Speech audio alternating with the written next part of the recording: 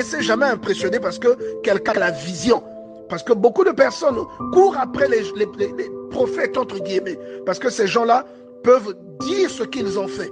Il y a dans la Bible un cas similaire où l'apôtre Paul avait rencontré une femme qui avait un esprit de divination. Une personne qui a un esprit de divination, et on a beaucoup aujourd'hui dans l'église. Cette personne peut vous décortiquer votre vie. Elle peut révéler des choses, mais ça ne veut pas dire que c'est le Saint-Esprit qui agit. Ne soyez pas impressionnés. Vous connaîtrez cette personne. Si malgré ses dons, cette personne est égoïste, faites attention à cette personne. Si malgré ses dons, cette personne est médisante, faites attention à cette personne. Si malgré ses dons, cette personne est rancunière, faites attention à cette personne. Parce qu'à ce moment, ces dons-là ne vaudront rien. Cette personne sera rattrapée par 1 Corinthiens chapitre 13. Vous voyez? Et cette personne sera également rattrapée par Matthieu chapitre 7 verset 16. Vous voyez? Ou par Matthieu chapitre 7 verset 18. Il y a beaucoup d'exemples comme ça dans la Bible où nous voyons des gens manifester des dons, illustrer des choses. Mais ces gens-là n'avaient pas l'amour dans le cœur. Ils n'étaient pas brisés. Et même Dieu donne une parole où il dit qu'au dernier jour, beaucoup l'appelleront en disant « Seigneur, nous avons chassé les démons en ton nom. Nous avons guéri des malades, délivré des âmes en ton nom. » Il leur dira « Je ne vous ai jamais connus. » Mais là, on parle de personnes qui ont des dons spirituels. Des personnes qui ont prêché la parole, qui ont guéri des malades. C'est des personnes qui ont des dons spirituels.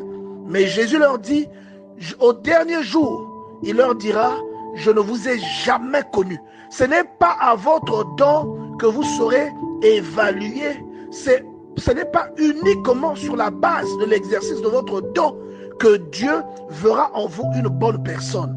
C'est beaucoup plus profond que cela. Vous voyez? C'est beaucoup plus profond. Et la Bible nous répond dans 1 Corinthiens chapitre 13 que l'élément déterminant de la vie d'une personne, c'est l'amour, la charité.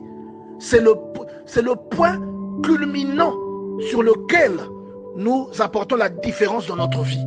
Bien-aimés dans le Seigneur, la Bible dit que même si vous parlez le langage des anges, si vous n'avez pas l'amour en vous, vous êtes un morceau de fer.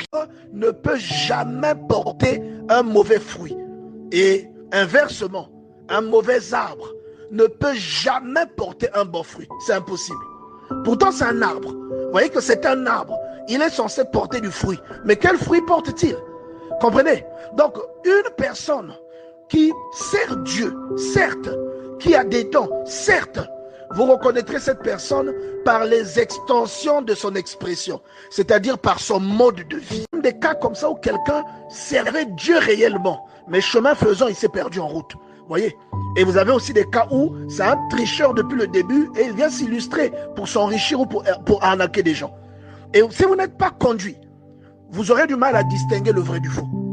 Voilà pourquoi la Bible nous aide en nous disant que nous devons reconnaître, devons regarder les fruits de la vie d'une personne. Nous devons regarder le comportement, les valeurs, l'attitude d'une personne. Et quels que soient les miracles, même si cette personne s'habille en blanc tous les jours, cette personne ne porte que des vêtements blancs, ça ne signifie pas que Dieu utilise cette personne ou que cette personne est brisée.